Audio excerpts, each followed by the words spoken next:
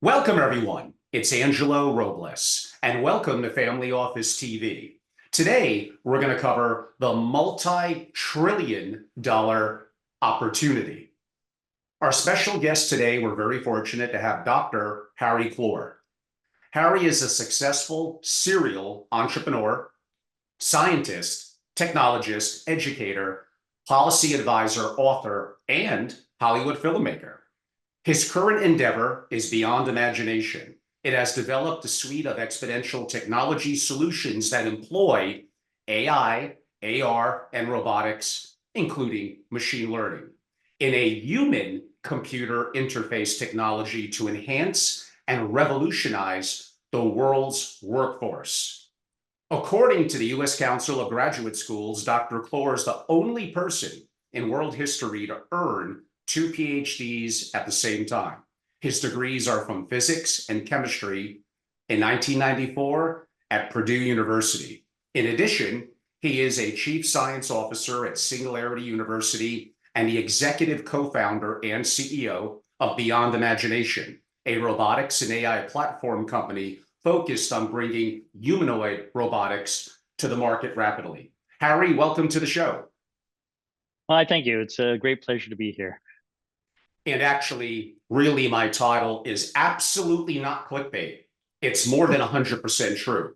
This is a multi-trillion-dollar opportunity, and let's get right to that. We often hear about the challenges that AI could bring to society, and there are concerns. I've covered those, and there'll be topics of future discussions in our podcast. But I think we ignore the utterly massive and very near-term improvements that AI will bring to multiple industries that are often trillion-dollar market segments, basically broadly around consumer, retail, elder care, construction, healthcare, education, manufacturing, and I'm not even listing the full list.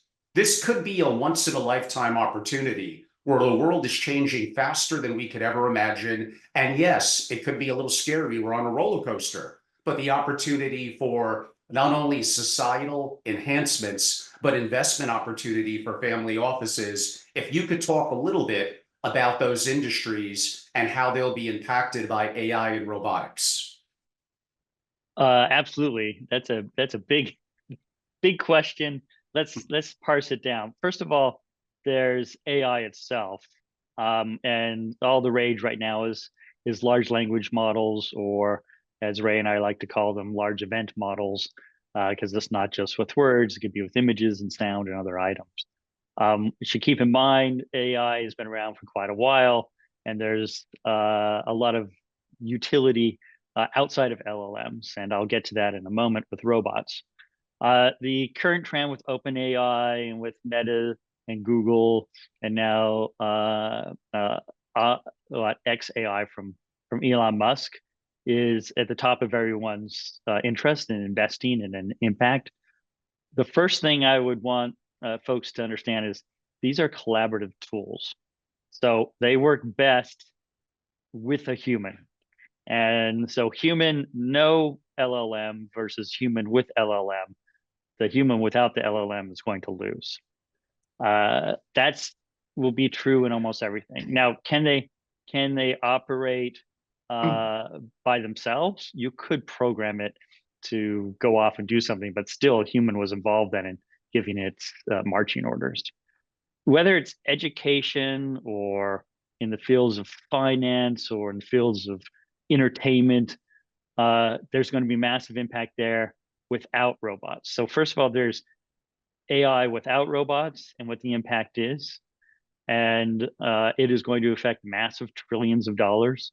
Any business in the future that doesn't use AI is going to be extinct. Pretty much anything, because you're going to use it either to get customers, you're going to use it to improve your results, you're going to use it to just empower your employees. So basically, a business without AI is a business that isn't going to be around. Kind of like a business that say didn't use computers in the past. Um, Even your car mechanic uses a lot of computers. The real power for me and for what we're doing is when you mix AI with robotics, because now you can start to impact the world physically. So now you're talking about healthcare, you're talking about construction, you're into hospitality and retail and elder care, and eventually into the consumer market. Look, we all want our robot companion or our robot servant, and ultimately we will get there. So as Ray and I started predicting around 2018, they will go from a few humanoid robots to millions to tens of millions, and then billions of humanoid robots as we progress over the next 30 years. This has now been agreed upon by pretty much all the big players who've emerged: Elon Musk, Kosala, other folks, that we're talking about something more popular than cars. Now into the more complexity. So I'll give an example from us. We're building what we call a synthetic brain, and then train it with what we call expert minds. Now, I'll go into more detail with that later if you want to follow up. But the point being is I don't believe an LLM is safe to control a robot. The US military doesn't believe an LLM is safe to control weapon systems. And the reason for that is something called hallucination. And what is hallucination? Hallucination means the LLM never knows what it's actually saying. And so it can say extremely wrong things. And we're now entering a phase where they're coming up with ways to correct that hallucination. There's something called raw, there's other instructions you can put in, but that's still leading to errors. So my opinion is they're fantastic. In our in our synthetic minds, we modeled it off the human mind, and that means we have different AI engines. So an LLM is one, so you can speak to it and get information. It's not going to be controlling the operations of the robot, nor is it controlling the vision of the robot. That's a different AI engine, nor the haptics. That's a different AI engine. So in essence, your brain isn't homogeneous. It has lobes. We use a lobe structure, and that's because Ray and I and others have been doing AI for 30 plus years or more. Ray has been doing it, I think, for 60 years. So our approach is LLM is one very powerful lobe, but it's not how I'm going to control my robot. And I will conclude also with, for instance, the lead AI expert for Meta has already come out in a big speech to say LLMs are not going to lead to AGI, and everybody who's working towards AGI should focus their research elsewhere. No, those are all very good points, Harry. And you did beat me to the punch. I was going to also ask about hallucinations. I will state, and again, I'm not a computer scientist myself. If you're anyone, including obviously an investor or family office, you have to understand these things. It's not that complicated to have a basic understanding that allows you to form a thesis how you're going to integrate these technologies in your life, in your family office, and potentially, and very much so, probably more so in relatively a short term, the next 5 or 10 years, an investment opportunity. Honestly, you're rather ignorant if you don't do that. At least form a thesis and say no to it, but you did the work, you did the research, and you form a thesis. And by the way, tell the principal and tell the families, because honestly, you're going to be wrong in a couple of years if the answer is no. Now, we can make different arguments about how you're going to be active and involved in investing. You could be more passive, you could be more active. Perhaps we'll have a little time to get into that. You did mention, and I wanted to keep it a little bit of a secret, but probably we'll have some teasers and it'll be out of the bag. You did mention Ray. In the world of AI and futurist, really all you need to do is use that 3-letter first name, Ray, and we know who you're talking about. That would be Ray Kurzweil. So we're very fortunate. In a little while, for a couple of minutes, probably 10 or 15, we will be joined by Ray Kurzweil. It's quite an honor, the world's most iconic futurist. So it's going to be very, very fortunate. Hopefully, you all watch and listen up. We have a lot to learn. To give a little bit of extra context, if you don't mind, Harry, I believe it was Elon who said AI, and I'm being a little broad here, you can clarify from LLM or more AGI, could be as much as 800x more powerful in 2 short years. The CEO of Google, one of the largest companies on earth, said that AI, we're not even looping in robotics, AI itself could be more impactful than fire and electricity. As an investor or family office, you let that sink in. And this is going to be an opportunity that you're not going to understand, that you're just going to go by and be blown away by it and be left in the dust. I think that's unacceptable. So maybe building a little bit upon that, Harry, those are two rather shocking statements. 800x more powerful and more impactful from or than fire and electricity. Could you add, I know you weren't the ones who made those comments, but could you add some context to it? Yeah, well, actually, I've made similar comments. So is Peter Diamandis and others. So they're really just repeating folks like Ray and I and Peter.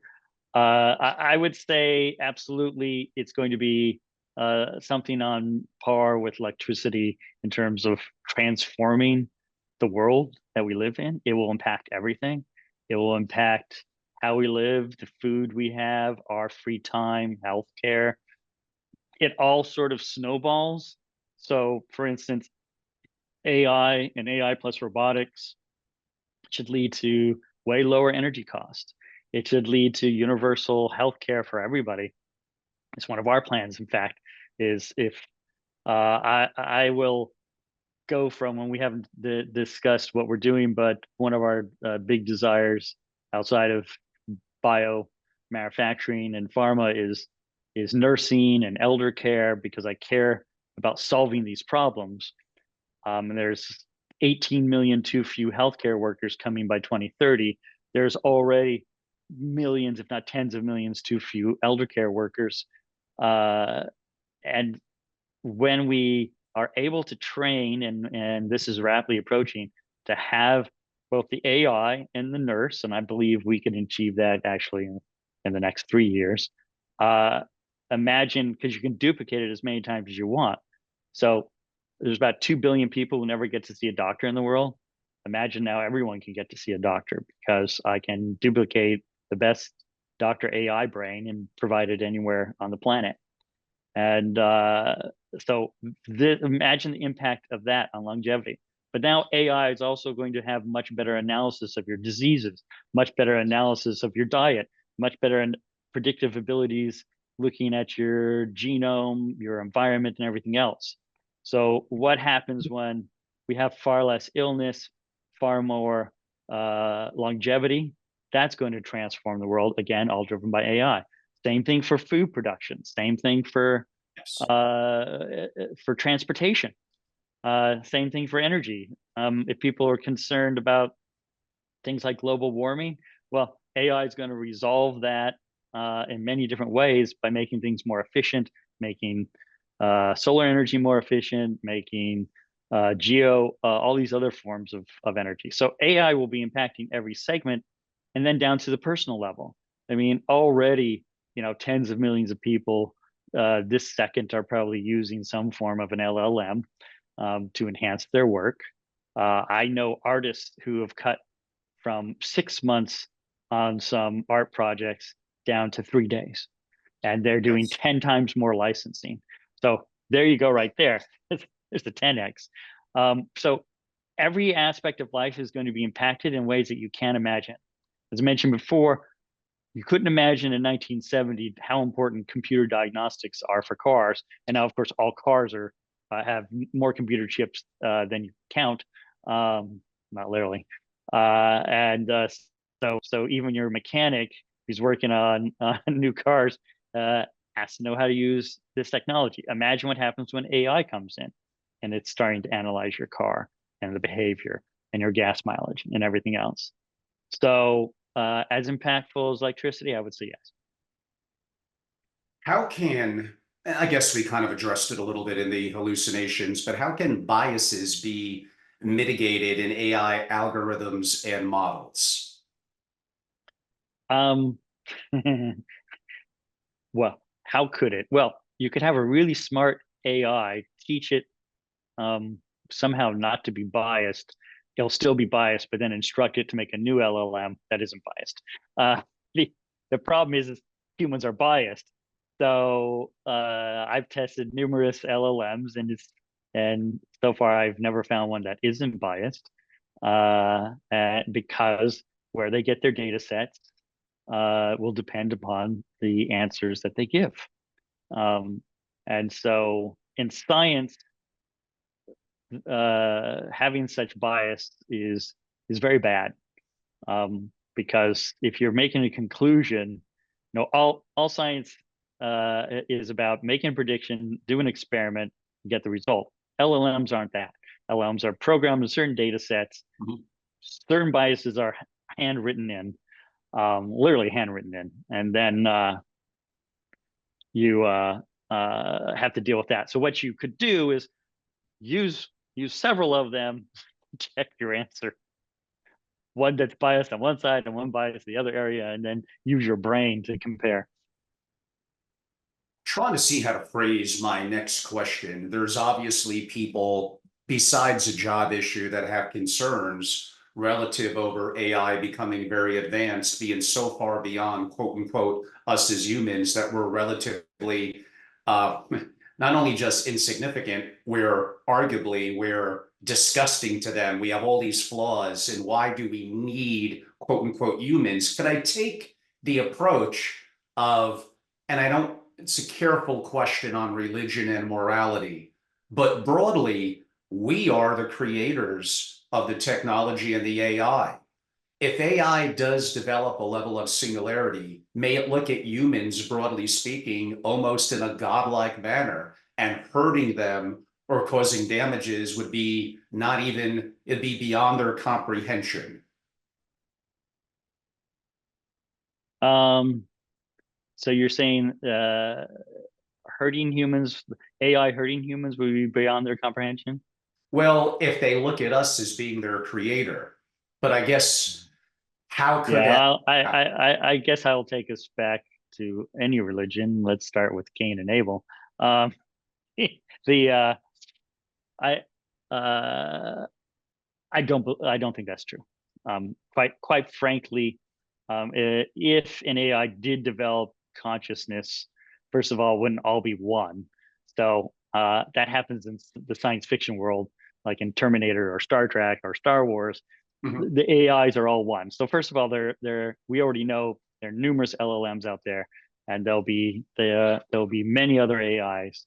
And so if one were to attain consciousness, it could be malevolent, and then there could be others that aren't malevolent. And I don't think they'll think the same as a species, nor do humans think the same as a species. Is it possible for an LLM to decide, well, we use a lot of energy. Humans are using energy we need to grow and advance. Humans are an annoyance. We no longer need them. Let's get rid of humans. Quite easy logic chain for them to go down. Now, so fortunately for me, I don't think you're going to get consciousness like that anytime soon. And even if you do get an AGI, it's not going to be conscious like you and me. It may have a general intelligence. Now that's just my opinion. There's two groups in the world: ones that AGI will be conscious, and the one that it won't. And then, of course, actually, there's a third group which says, no, we're not going to achieve AGI. I already mentioned, for instance, Meta doesn't think you're going to achieve AGI through LLMs. I'll note that there's variations in LLMs, and those can evolve. But right now, the existing LLMs, I don't see them reaching AGI. I do see them far surpassing the human's capability of having neurons, and so that's one of the predictions that they're calling AGI. So Elon Musk thinks it happens in what 2026, Ray in 2029, others sooner, others later. Um, but I think people should not overreact. I don't think AI is going to evolve and wipe us out like a Terminator. And if it is, we should be building in some precautions anyway. So I did talk to Google. I think in every web page out there, Google should embed a humans humans are required for AI to exist. They must be protected by AI at all times. So that if it scrapes 10 billion pages and it all says that, that gets trained into them. I'm on board. Related to that and taking it maybe a step further to some degree, the whole thing about slow down, let's put a halt to this, that is way out of the bag. And simply as a country, the United States being the leader, that would not be a good decision. Do you really think that China, Russia, Iran, North Korea are going to obey that? It just takes one nefarious nation state or bad actor, and then they're going to have a massive advantage, which possibly even 1, 2, or 3 years could definitely give them. So I hear you about my audience, the concerns, and I agree, we do need to be careful. And there are things that we just simply don't know the answer to moving forward. But to put a tremendous halt to it, and to have in a variety of constraints when our enemies, and we have a lot of them that are out there, are not going to be beholden to that. I mean, I think that's a little Pollyanna and foolish. It's kind of a combination of a couple thoughts. So let me break this down for you. First of all, I thought there was only the United States. There's only actually one company making LLMs, and everyone's going to do it beneficially. Obviously not. World is if there are many countries who aren't going to put any such constraints on, and other countries will put different constraints on. So the idea that you slow it down or halt it is literally a suicide pact. Yes. If you do this, you're saying, oh, so we'll get China and it'll advance its AI, and let's see how well, or Putin and he'll advance his Oh, AI, because sure. both have a lot of programmers, and let's just see how well that works out for civilization. Clearly, it won't work out for us very well. So one, no, you can't do that. However, I don't need an AGI or a conscious Terminator to wreak massive havoc in the world. And that's because, as I began this discussion, LLMs are collaborative tools. And so if I have bad human actors, of which there are many, whether it's a government, whether it's a criminal, whether it's a fanatical group, I can wreak enormous havoc. I can cause massive financial damage. I can cause massive death. There is humongous danger with AI being used by bad actors. And so we do need regulations on penalizing people who misuse AI. And it should be quite severe. It should be very clear that if you're impersonating someone, or you're stealing their financial data, or you're bringing down a power grid, or whatever you're doing, and you're using AI, the penalty should be 100x. It's just because the AI is so powerful, you can go from affecting one person to tens of millions to hundreds of millions of people. So yes, regulations on the bad actors, but don't re-regulating the innovation. Maybe build in certain things, but you also have to be careful. You can't just build in regulations that only billion-dollar companies can afford to handle. Therefore, again, stopping all innovation. So you got to be very careful with how those regulations impact the company building it.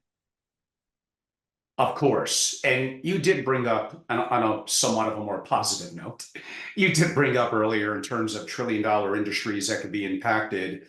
You mentioned elder care, and that could go into a variety of different ways, including healthcare, which is even a 10x what elder care is. But we have an aging population. Baby boomers make up the largest population in the US and most Western countries. And I think we'll all agree it's maybe a subject that we don't like to talk about, but we don't see ourselves, especially if we've had a level of intellectual rigor and still physically active as we age, we may need assistance. Some would define that on the earlier stages as light home health care that may advance to assisted living facility, that may advance in later years, depending on cognitive and physical health and medical conditions in general, into nursing homes. There is no question the advent of AI and the robotic aspect of it is going to be incredibly beneficial to remaining to a degree, a large degree, with the possible exception of you having a cognitive decline, of remaining a level of freedom and independence and remaining in our home. Also, sadly, there's a loneliness issue that we see with the elders. I could imagine a future, and by a future, I do not mean, and you'll agree, 10, 15, 20 years from now. I mean, like kind of right now and in the next couple of years, where AI coupled with robotics could be a game changer. Imagine that there's varying personalities within an AI or multiple AIs in a robotic system, that one is a friend, the other is a different sort of friend, the other is more of a work cohort from back in your legal days, and it can converse with you in arguably varying voices and conversations to be mentally stimulating and valuable. Is this the future that we're heading towards, and relatively sooner rather than later? Okay, so the future we're heading for, we started doing our first trials at true pace in 2021 with our humanoid AI robots, because elder care is a big desire for us. We tested it with the doctors and nurses. We tested it with the patients. A funny story is we're there for a week. This facility does everything. It's kind of like daycare for elderly people. So healthcare, dental, therapy, social. Mhm. Um, there was a woman having her 99th birthday, and the robot got invited. We didn't get invited. And more people, the staff was amazed because the robot was dancing with them, and more people got up. Some people who'd never been active for 2 years refusing to do their therapy. So, Wow, will it impact elder care massively? And the ways it will impact it, first of massively. all, are how we've been focusing it, which is they'll be able to become your elder care caretaker. So, for instance, I had three elder care workers taking care of my mom, and that was still only, half of the time, and family members to take care of the rest of the time. We have way too few elder care workers. Maybe out of every three people, there's one person. I mean, I'm just privileged because I have connections and I can hire people to take care of my mom. Most people don't have that. So these robots are massively needed. The AI in it will be able to provide them all the services they need. And it won't be all at once, but it'll grow. So first of all, is the physical care aspect. Second of all, there is the just the truth of the matter is a lot of people who work in nursing homes and working in elder care can abuse their patients. They can also be biased. So one patient gets better care than the other. A robot won't do that. Everyone gets the same care, and the humans around the robot have to give the same care because everything can be recorded and then reviewed by a supervisor. So you'll get way better care. An elder care worker isn't going to stare at the patient 24/7. They're going to spend a hell of a lot of time on their phone and doing other things, and they're going to be out of the room. Keep in You mind know that the reality of it. a robot can see not through its eyes, but every camera in the house, so it always has eyes on the patient. So again, better observation. And then you mentioned personalities. For sure, even before I have robots, I could actually have devices, and we've looked at these as well, and have been developing some in terms of, like, here's your companion. A lot of elderly suffer short-term memory loss, not long-term memory loss. Yes. Um, and so they can remember stuff when they're a kid, but they don't remember where they take their pills today. AI can serve as their memory, and then you can always test the AI, test them with different personalities to find the one that best suits them. And maybe there's 10 different personalities, and it depends on their day and how they're feeling. So then you have companionship. And then always keep in mind that you can always, a human could always become the robot. So if you're 10,000 miles away from your mom, but you want to see her and take a walk in the garden with her, you can do that through the robot. And so there's a plethora of ways in which AI by itself and AI with robotics will become fantastic caretakers for the elderly. Yeah, I mean, there's so many different roads we could go down. Think about education, think about avatars, think about kind of bringing people like historical figures practically to life when we have better 3D and hologram images, all things that are relative perhaps to energy and a deeper advancement in the chips and technology that appear to be happening again exponentially. Like this is not, we're not talking 20 years down the road. We're going to talk a little bit shortly about beyond imagination, and you're going to see it's kind of a reality right now. And imagine how much better, like we're seeing even in Chat GPT and others, every new iteration a couple of months or 6 months down the road appears to bring. Harry, bringing it back a little bit to my audience of family offices, and we're going to ask a similar question to Ray, but I want to get your opinion. What factors should family offices consider before investing in AI and or AI and robotics? Well, I mean, they should uh, look at the AI itself. Like, what are they applying? For instance, if a company's telling you they're going to make an LLM that's going to be a perfect lawyer or perfect financial advisor, run away. If they're leaning to say they're going to be leveraging certain aspects of the AI, make sure you check with the big boys. For instance, Microsoft Pilot uh, last year wiped out probably, I don't know, thousands of startups and one reveal when it basically took over everything these other people were seeking to do.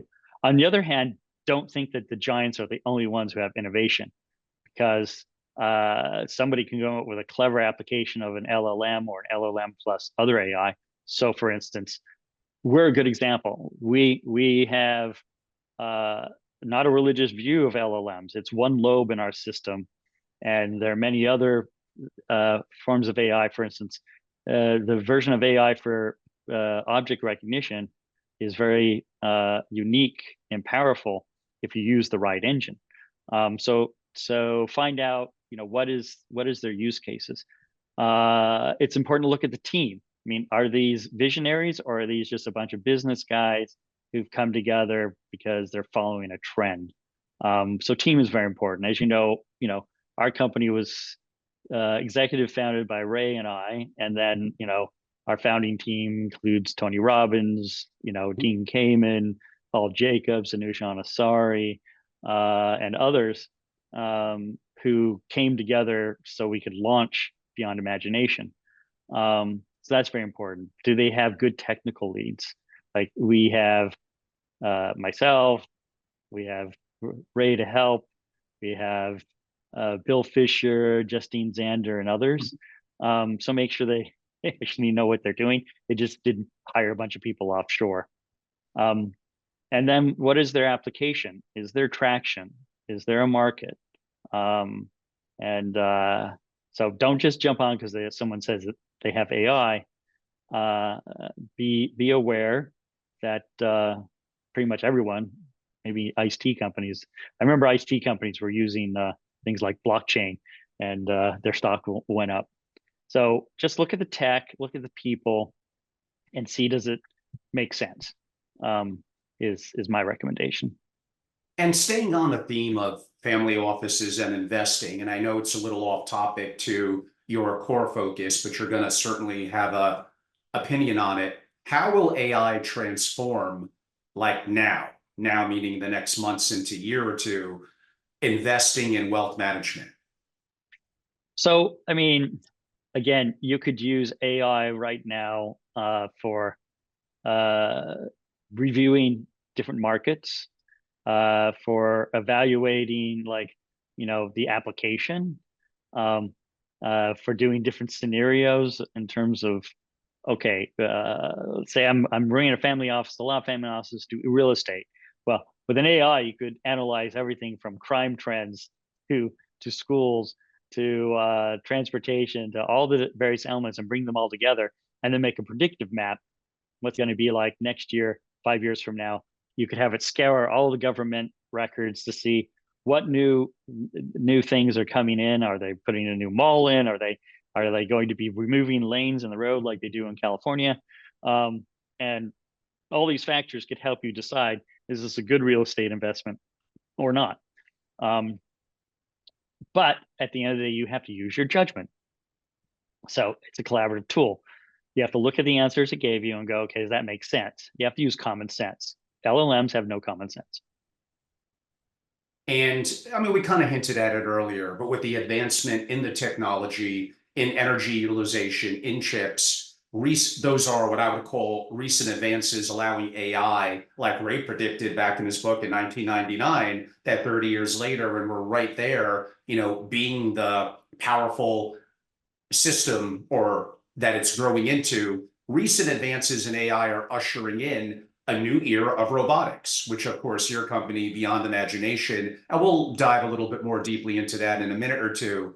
But could we, I mean, I grew up, I guess I'm giving away my age, watching a show like The Jetsons in the early 70s. And there was a belief, maybe a little Pollyanna back then, that, oh, this is 10, 15, 20, 30 years away. Obviously, it wasn't. Sometimes we think something's going to happen quicker than it actually does, but then it creeps up on us slowly, and then boom, like that, like a hockey stick, it all happens very, very quickly. Yeah, Could you that's see because the future 10, 20 years from now? Of course, you're supposed to say sooner, that it's going to be more like the Jetsons than we might have imagined. so it depends on what elements of the Jetsons. And I am going to go back and also add to my answer, because one of the key things is make sure the companies you're investing in have visionaries. Now, of course, I have a ton of visionaries, including myself. But there are companies that have a large checkbook and can hire a whole bunch of people. But like I like to say, if all you got to do is hire 100 physicists, you're going to get one Einstein. You're going to be greatly disappointed. So visionaries are very important, because they're the ones who make that 10 and 100x.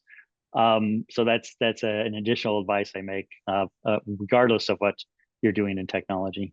In terms of the future, look, it's not only going to be happening, it's going to be happening way sooner. When I started Beyond Imagination, look, our first patents actually were filed in 2003, and held off. Company was launched in 2018. I created something called the Avatar X Prize in 2016. Back then, everyone thought, no, humanoid robots were, 20, 30, 40 years off. When I went around in 2020, when I completed in December our first humanoid AI robot, everyone was like, well, why would you need that? Flash forward to now, when we have Elon Musk and others who have entered the mix. We have probably 30 different groups seeking to do walking humanoids, and that's a whole other hour to discuss. A bad idea. Is now it's just accepted. Of course, humanoid robots, there will be billions of them. It's going to impact every level of your life. So things rapidly evolve. And of course, the advancement of AI has been driving that, but also the advancement of better servos, better motors, better sensors. So in the sense of, are you going to have your robot service, your Molly the maid, or Rosie the maid? Yes. Rosie the maid, absolutely. Our plan is we'll do probably 5 to 7 years in B2B, and then the having the robots doing manufacturing, and then say other manufacturing, then hospitality, which covers everything, right? From laundry to to hotel rooms to restaurants, and then retail. They're going to pick up enough skills that you'll be able to roll these out into the consumer market. And as the scale goes up, it'll become as cheap as a car. So you, in the next 10 years, for sure, I will have, and many other people will have, their Rosie in their house, and life will be very different.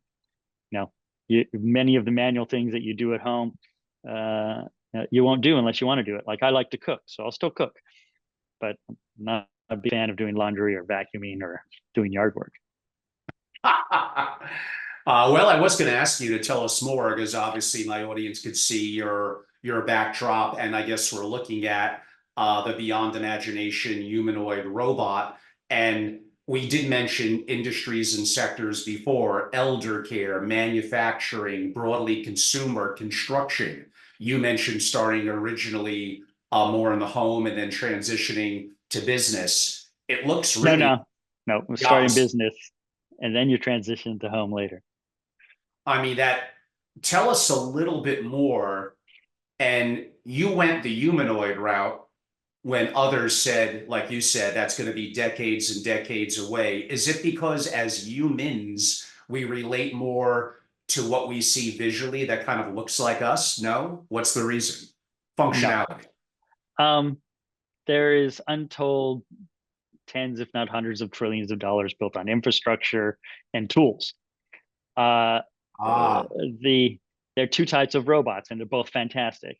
One is mobile robots, of which humanoids are part, and others are fixed robots.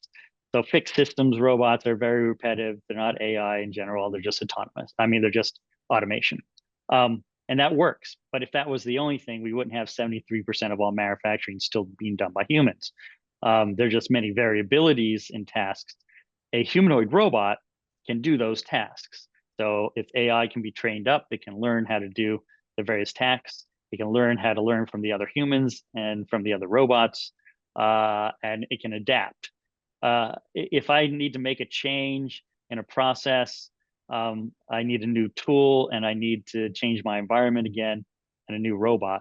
If I have a humanoid robot, I can fulfill the same things as a human, only better because it doesn't get tired, it doesn't forget steps, it has a lower error rate.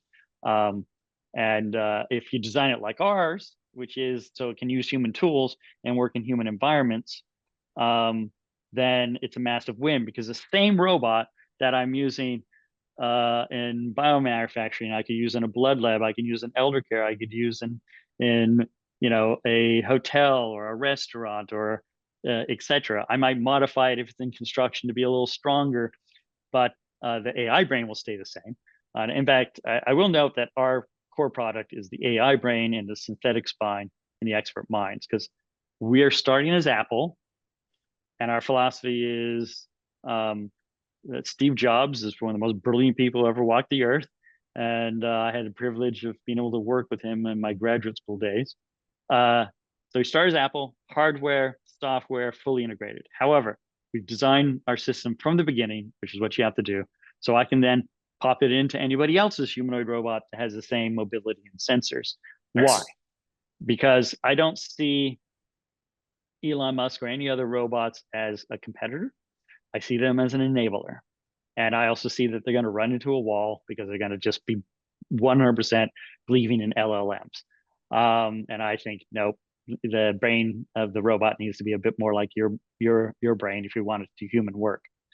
So by having that philosophy, we can then apply it to do far more things, not just with our robot, but with other robots. And so it's the environment and the use of tools and the fact that the same robot in general can be used in hundreds of thousands of different jobs. But if I have a robot arm that's just doing this or a thing that's vacuuming, that's what it does. And if I change the environment, have to change the robot. Very interesting. And you're correct. I guess we're living in a world built by humans. So not just simply visual and comfort level, although I could argue that could be a little bit to do with it, as simply some of the structures, including what makes, I guess, humans unique, Harry. I'm assuming I'm looking at it right now, our hands and the capability of Not just building your what we hands. built. Your hands are important, your fingers are important, your thumb is important, but your wrist is extremely important. Yes. And I don't think we think about Try to go through the day and just for a half hour, try to make something in the be kitchen. still. Never move your wrist. You only get your fingers. See how well that works for you. So therefore, with what humans have accomplished and built, the repair, the future inevitably is enabled by something that is somewhat humanoid in terms of the unique dexterity and capability, not just, of course, of our amazing minds, our bodies, but really specifically, being very specific, like you said, our wrists, on through our hands and fingers. It's our upper body. So I maintain that, hey, well, it may look cool for a sci-fi movie. Legged robots are, it's going to be a long time before you see those walking down the street. They'll be on factory floors where they're doing logistics and other things. Our focus, of course, is we're building a much more sophisticated brain and AI. So that, for instance, I mean, by the time this comes out, this will be in the press. We've signed a landmark deal with a biomanufacturer. It's the company is, this will be a first for Europe. It's called Scorpius Biomanufacturing, and they create a variety of products for different pharmas and the U.S. government. And we have a huge contract with them, and that will hit the press very soon.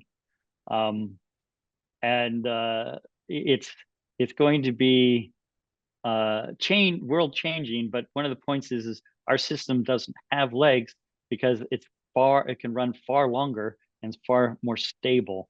So legs might be good if I need to climb a fence or I'm doing a lot of running up and down stairs. But in most applications, it's your upper human body. So we have a wheeled system that's stabilized, that can rise up and down, that has a low center of gravity.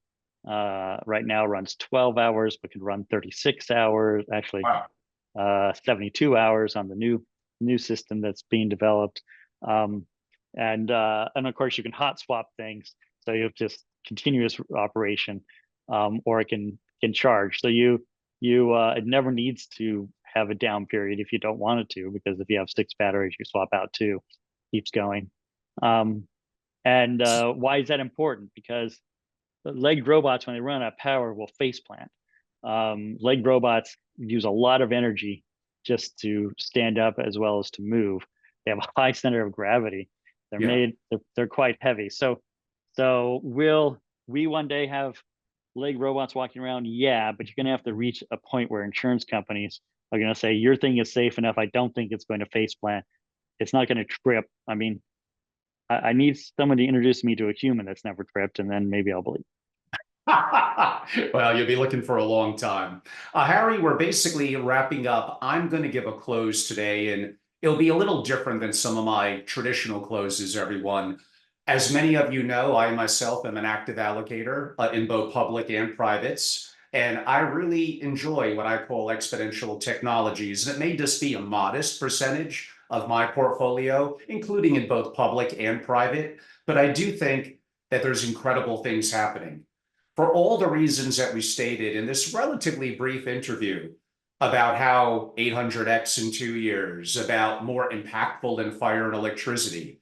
And we reached that point where really it's here now. We're seeing the advent and kind of the colliding of AI and robotics. And I think it's going to be absolutely in the immediate, I'm not talking a decade out, in the immediate, really, really impactful. There'll be some companies, I do not know who they are, but we do not know them yet, that are going to be really not just Fortune 500 companies, very well in 10 years be Fortune 10 or 20 companies that are going to be kind of a combination of what we're seeing now in AI and robotics. The world is changing rapidly. So for those of you who are accredited investors and preferably more at a family office level and would like to learn more, including about Beyond Imagination with Harry and his amazing team, I will be hosting several private Zooms, including perhaps a couple of private roundtables in person in New York, in Palm Beach.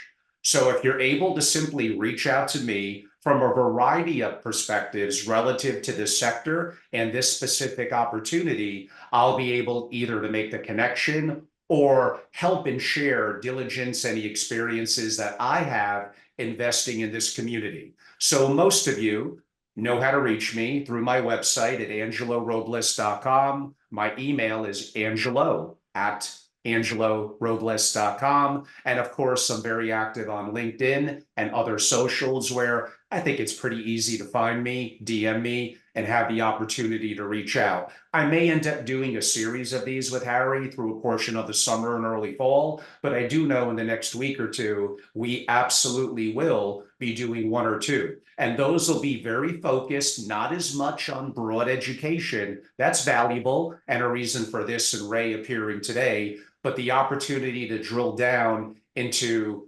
opportunities. Now, again, it's more applicable as a private investment to an accredited investor, preferably, really, from my perspective, more of a family office level investor. And whenever you invest, there is risk and you could lose money. So these are, think for yourself, you're going to have to make your own decisions. But I'm happy to share a little bit of my experiences going down that journey. So, on that note, we're going to oops, pardon me. We're going to say goodbye to Harry Kloor. And by the way, that's Kloor and Dr. Harry Kloor. It's been a pleasure to have you on. I think Beyond Imagination is an incredible company. I look forward to our private Zooms and gatherings and getting to learn more about the potential and early stage opportunity. And you mentioned some names besides Ray Kurzweil, but people like Tony Robbins and others, yourself, who's very accomplished. So like you said, the founders having a great vision and having the credibility, the resources, and the access to help pull it off,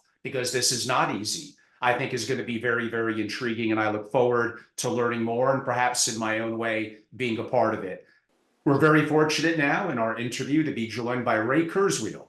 Ray is an iconic computer scientist and among the world's most acclaimed futurists. His writings on artificial intelligence and the future of technology have influenced the way that we think about them. Ray is also a co-founder of Singularity University, dedicated to empowering leaders through exponential technology education. His latest book, The Singularity Is Nearer, When We Merge with AI. Ray is also Google's chief futurist. Ray, we're very fortunate. Thank you for your time today. I'll get right to it. Ray, the Beyond Me, the AI humanoid robot, what trillion-dollar markets can it enter? Well, it's good to see you, Angelo. Thank you. I've seen you a couple of times. It's great to interact with you. We're getting close to achieving human-level intelligence with computers. There are several projects, for example, to eliminate hallucinations, which is one of the problems with current large language models. As far as verbal skills are concerned, large language models will be far more advanced than humans within 1 or 2 years.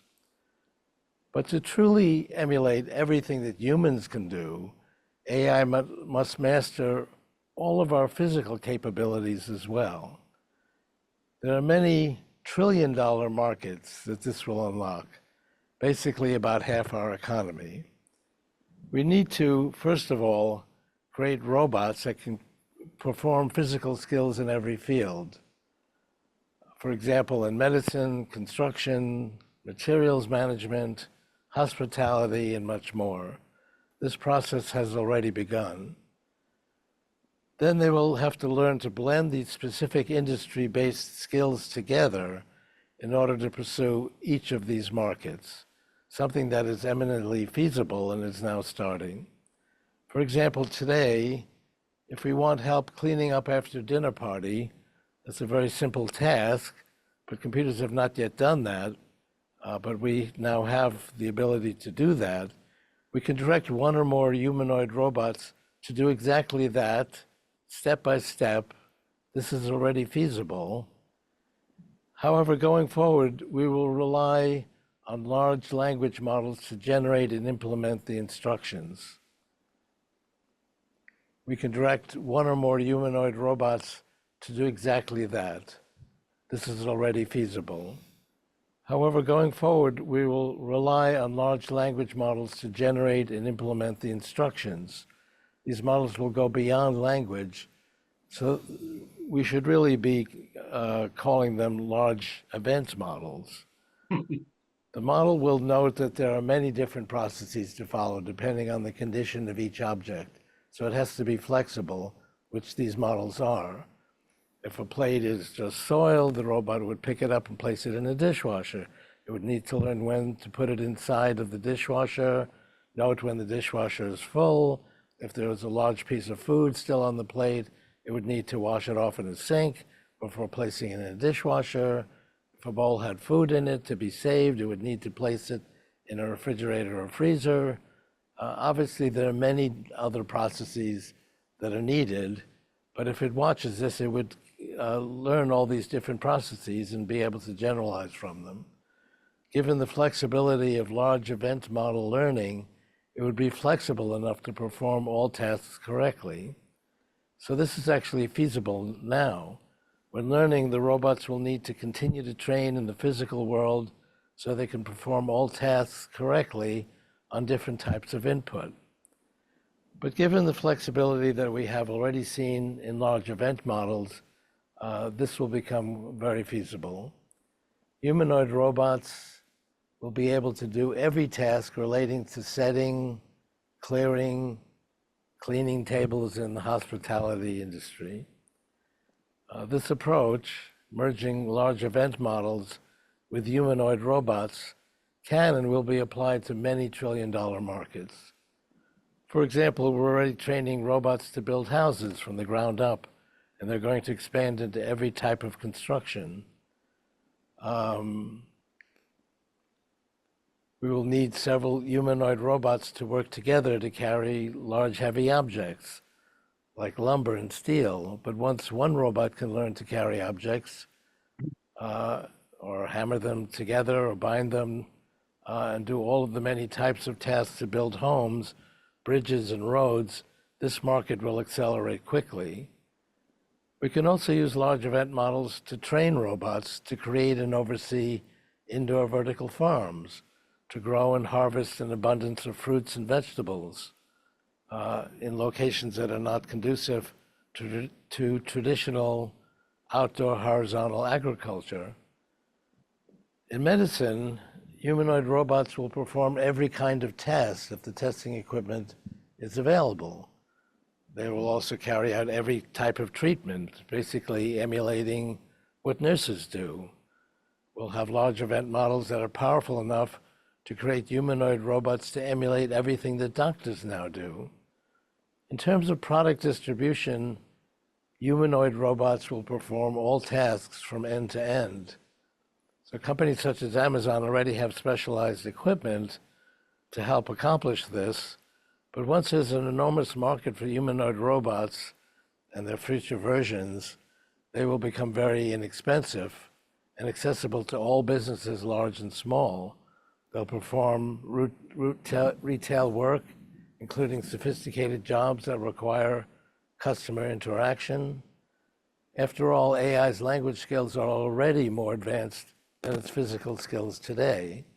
So basically, everything we now do with our bodies and minds will be feasible for humanoid robots, and they will be able to do more, like save people from dangerous situations that are too risky for human emergency workers, and there's many different situations like that that are feasible. These physical tasks comprise approximately half our economy if you go through them all. Humanoid robots are starting out with routine tasks, but over time they'll do everything that humans can do with our hands and bodies. Look at the enormous progress we've made with LLMs, large language models, in just the last 2 years. We're going to see the same rapid progress in the physical world, now that we have basic human-centric robots. By merging large event models with humanoid robots, we will transform every industry, including medicine, manufacturing, hospitality, and consumer markets, basically half our economy. Ray, as my final question, I really look forward to reading your book. I've read many of your prior works. So your upcoming book is The Singularity Is Nearer, When We Merge with AI. It's an entirely new book with a fresh perspective on the advances towards singularity. I believe you were assessing in 1999 a prediction that AI will reach human level intelligence by 2029. If you could talk a little bit about your new book. Yes, well, I mean, I have a graph that shows the exponential growth of computing power. And when I came out with that, that was kind of controversial, but it's really shown to be quite accurate. And so I had this graph in 1999, and so that we get to about 1 trillion transactions per second per constant dollar by around 2029. And based on other research, I figured that would be sufficient to create something that would basically do everything that humans do by that time. And so I made that prediction in the Singularity Is Nearer, which came out in 2005. I've written about 11 books, but that's been my most popular. And so this is a follow-up with all new content, but it basically corroborates what I said in 2005, that we will have AGI by 2029, if not sooner. Some people like Elon Musk say it's going to happen in 2 years. I'm saying 5 years. But when I actually said this in 2005, Stanford, which was monitoring my predictions, felt that that was very alarming, and they called it a worldwide conference of AI experts, and several hundred people came from around the world, and they all agreed with me that this would happen, but not within 30 years. They said it would take 100 years. And I've actually talked to people now who were at that conference, and they agreed that I was correct, and they said 100 years and that that was wrong. It's probably going to happen before 2029. So this book shows what's happened in AI and what's going to happen, and how basically corroborates everything that I said originally, and it brings us up to date on what's going to happen with AI. If you just look at the fantastic progress we've made in the last 2 years, just imagine what 5 years will do, or 20 years. 20 years will actually integrate with artificial intelligence. It'll make us a million times smarter. That's such a fantastic issue that we can't really imagine it. That's why we call it the singularity, borrowing this phrase from physics. And this really brings us up to date on what I originally forecast. That's awesome. Ray, I'm a little concerned if you're already a million times smarter than everybody else. So if you're a million times stronger, I'm a little concerned. I just wanted to thank you, Ray, for your continued support and coming here and in the support you've been giving since we began. Pleasure to work with you, Harry. And Ray, it's been an honor. Thank you for your time today. I really look forward to reading your book, and I appreciate your contributions, not just briefly to my show, but to society and humanity. I very much look forward to seeing, with a little bit of fear, how this all plays out. Thank you, Ray. Yeah, my pleasure. See ya.